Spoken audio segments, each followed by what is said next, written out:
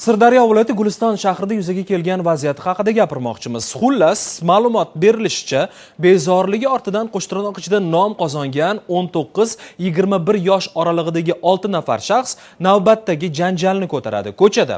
Ularni ajratish uchun kelgan fuqaroni esa ayovsizlarcha do'pposlashgani aytilyapti.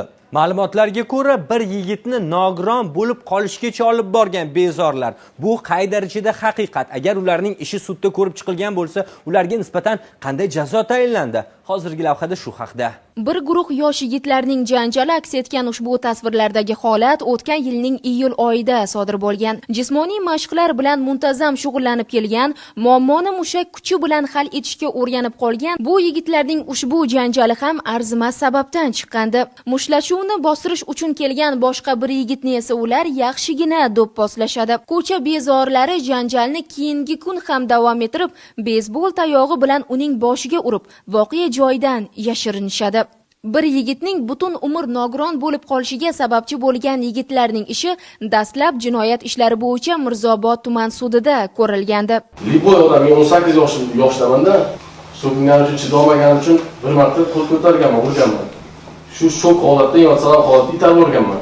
Guruhning a'zolari ushbu janjalda o'zlarini himoya qilish maqsadida musht tushirganligini aytishdi hamda suddan yengillik so'rashdi. Sudning birinchi bosqichida ularga nisbatan ozodlikdan mahrum qilish jazosi tayinlangandi.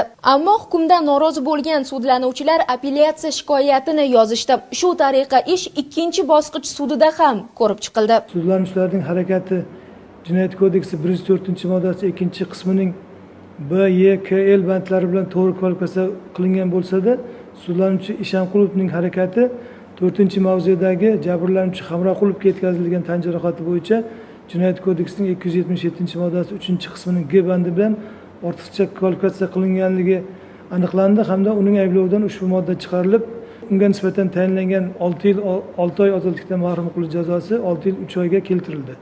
Hamda jazoni umumiy tartibli qonunda o'tashlik belgilandi. Bilak kuchiga ishonib, jahliga erk bergan ushbu yigitlar umrining eng gullagan davrlarini panjara ortida o'tkazishga to'g'ri keladi. Sevara Rahmatqulova, Rustam Qosimov, Markaziy studiya uchun Sirdaryodan.